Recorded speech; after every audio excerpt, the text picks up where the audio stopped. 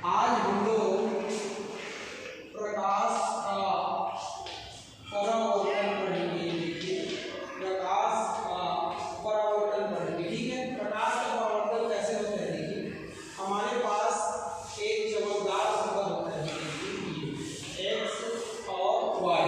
X Y क्या है? तो एक्स वाई है आपका चमकदार सतह है। ये देखिए चमकदार सतह, ये ठीक है। और ये जो चमकदार सतह है इसके पीछे के भाग को क्या कर देते हैं? तो पीछे के भाग को कर देते हैं कलई।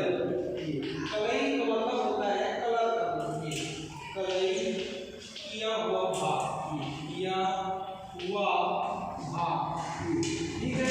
और ये जो चमकदार सतह है ये है अपना समतल दर्पण। क्या है? समतल दर्पण है, ठीक है। अब ये उसका स्ट्रेन है, ये और ये दोनों क्या है? स्ट्रेन है। इसको अपन बोलते हैं रकाब। क्या बोलते हैं? रकाब, ठीक है। अब देखिए एक प्रकाश की किरण, ये देखिए ये P और ये Q, ये P और ये Q, ये प्रकाश की किरण है, ठीक है, जो चमकदार सतह से जा करके क्या कर रही है? टकरा रही है, ठीक है। ये कहाँ पर टकरा रही है? यहाँ। तो जहाँ पर टकराएगी वो जो है आपतन बिंदु होगा और उसको O से प्रदर्शित करेंगे। अब क्या करेंगे अपन? किसी आपतन बिंदु से होकर जाने वाली एक लंबवत, ये देखिए एक लंबवत क्या खींच देंगे? रेखा खींच देंगे, जिसको अभिलंब बोलेंगे और इसको MA से प्रदर्शित करेंगे। अब देखिए ये PQ जो किरण चमकदार सतह से टकरा रही है, वो टकराने के बाद जिस दिशा से जा रही थी उसी दिशा में वापस लौट जाएगी। यहाँ से टकराने के बाद उसी दिशा में क्या हो जाएगी? वापस लौट जाएगी। ये देखिए उसी दिशा में वापस लौट गई, ठीक। तो यह घटना क्या कहलाएगा? तो यह घटना कहलाएगा प्रकाश का परावर्तन। क्या कहलाएगा? प्रकाश का परावर्तन, ठीक है। तो ये देखिए मान लीजिए PQ है, तो इसको आप जो है RS मान लीजिए, ये ठीक। तो प्रकाश का परावर्तन क्या है? देखिए जब प्रकाश की किरण किसी चमकदार सतह से टकराती है तो प्रकाशीय गुण का पालन करते हुए उसी माध्यम में वापस लौट जाती है।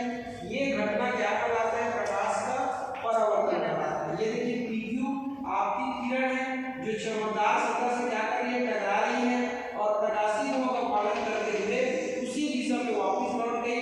तो प्रकाश किरण की उसी दिशा में वापस लौटने की घटना को क्या बोलेंगे? प्रकाश का परावर्तन कहेंगे। तो यहाँ पर देखिए ये जो आप PQ दिखाई दे रहा है, ये तो PQ क्या है? तो यहाँ पर लिखते हैं, तो ये PQ है आपका आपतित किरण। क्या है? आपतित किरण। ये देखिए ये PQ क्या है? आपका आपतित किरण। उसका RS क्या है? तो ये RS है आपका परावर्तित किरण। ये क्या है? परावर्तित किरण, ठीक है। ये परावर्तित किरण है RS। इसके बाद ये बिंदु O को देखिए, O क्या है? तो O है आपका आपतन बिंदु। क्या है? आपतन बिंदु, ठीक है।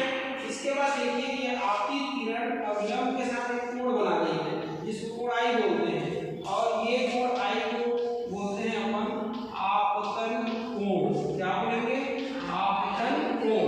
इसके बाद देखिए ये परावर्तित किरण भी कोण बना रहा है। इसके साथ कोण बना रहा है अभिलंब के साथ, इसको R बोलते हैं और इसको बोलते हैं कोणार्क कोण, परावर्तन कोण।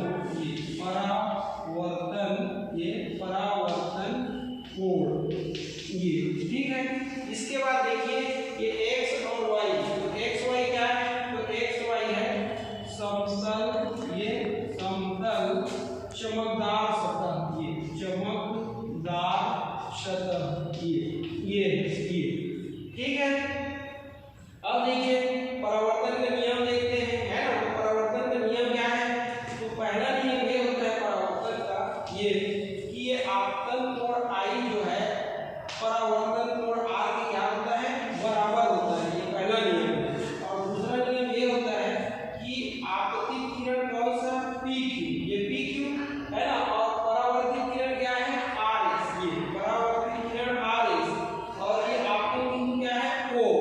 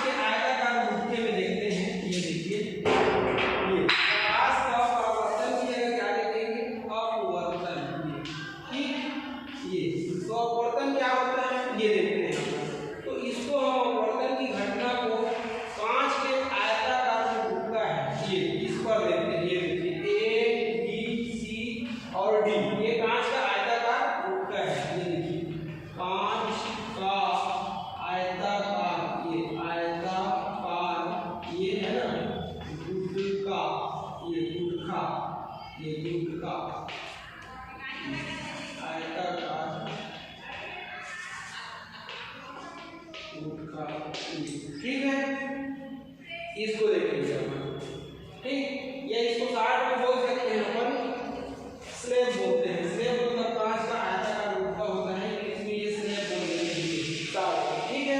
अब देखिए ये कांच का आयताकार रूप का है, ये है ना, ऊपर क्या है वायु है, नीचे भी क्या है वायु है, और बीच में क्या है ये कांच, क्या है ये कांच। ये तो हम जानते हैं ये क्या है, ये सघन माध्यम है, ये क्या है सघन माध्यम है, और ये वायु क्या है विरल माध्यम है, और ये वायु क्या है इधर भी विरल माध्यम है ये, ठीक है। ये ऊपर विरल माध्यम है, नीचे विरल माध्यम, और ये कौन सा माध्यम है सघन माध्यम। अब देखिए प्रकाश की एक किरण ये P और ये Q, ठीक है, कहां से चल के विरल माध्यम से चल के इसमें आ रही है सघन माध्यम से। ये क्या होगा, ये आपतन बिंदु होगा, ये आपतन बिंदु पर आपतित हो रही है, तो यहाँ से एक अभिलंब खींचेंगे। देखिए ये अभिलंब को M, ये M और N नाम दे देते हैं ये। तो ये देखिए प्रकाश की एक किरण PQ, ये P और Q विरल माध्यम से सघन माध्यम में प्रवेश कर रही है, तो ये अभिलंब से क्या हो जाएगी, तो ये अभिलंब से क्या होगी, अभिलंब की ओर झुक जाएगी। ये देखिए अभिलंब की ओर झुक गई, इसका वास्तविक मार्ग ये था, अपने वास्तविक मार्ग में ना चल के अभिलंब की ओर क्या हो गई झुक गई, ये अभिलंब है तो अभिलंब की ओर झुक गई ये, ठीक है। इसके बाद देखिए ये भी एक बिंदु है, इसको ओडेस नाम दे दो। यहाँ पर देखिए फिर से अपना माध्यम चेंज कर रही है ये प्रकाश की किरण, ठीक, और इस बार सघन से किस में जा रही है विरल में जा रही है, ठीक। तो यहाँ पर भी एक अभिलंब होगा, ये यहाँ पर भी क्या होगा एक अभिलंब होगा। अब देखिए प्रकाश की किरण जो है सघन से विरल में जा रही है, तो ये अभिलंब से क्या हो जाएगी दूर हट जाएगी, क्या हो जाएगी दूर हट जाएगी ये, और इसको आप जो है R और S नाम दे दीजिए ये, ठीक है, क्या नाम दे दिए R और S, ठीक। अब इसको M डैश और N डैश नाम दे दीजिए। अब यहाँ पर देखिए ये जो कोण बना है ये I है, और ये कोण बना है वो क्या है, तो ये R है, और ये कोण बना है इसको आप जो है R डैश नाम दे दो, और ये कोण जो बना है इसको E नाम दे दीजिए, ठीक है। तो यहाँ पर देखिए प्रकाश की एक किरण P विरल माध्यम से सघन माध्यम में प्रवेश, जिससे कि अभिलंब की ओर क्या हो गई झुक गई, ठीक, अपने मार्ग से विचलित हो गई और अभिलंब की ओर झुक गई। तो ऐसी जब सघन से विरल में आई तो अभिलंब से क्या हो गई दूर हट गई और अपने मार्ग से विचलित हो गई।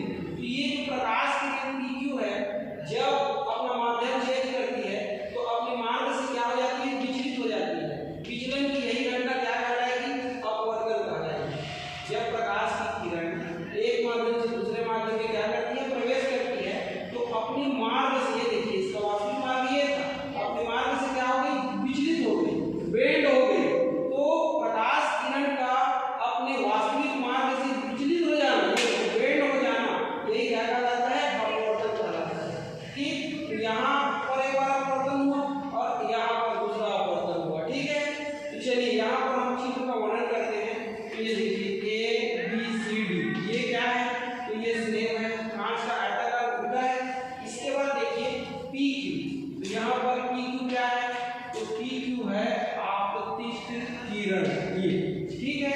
इसके बाद क्या है देखिए O और O डैश, ये O है और ये O डैश, तो O O डैश क्या है, तो ये है अपवर्तित किरण, ये अपवर्तित किरण है O और O डैश। उसके बाद RS को देखिए, तो RS है आपका निर्गत किरण, ये क्या है निर्गत किरण ये। इसके बाद कोण I को देखिए, तो कोण I क्या है आपतन कोण, ये क्या है आपतन कोण। और R, ये कोण R और R डैश को देखिए, तो R और कोण R डैश ये है अपवर्तन कोण, ये अपवर्तन कोण ये, ठीक है, ये अपवर्तन कोण हो गया ये। इसके बाद कोण E, तो कोण E है आपका निर्गत कोण, ये निर्गत कोण ये कोण E था, ये वाला ये है आपका निर्गत कोण। अब क्या कर गया, तो MN और M dash N dash, MN व M डैश N डैश ये क्या है, तो ये है अभिलंब, क्या है ये अभिलंब ये,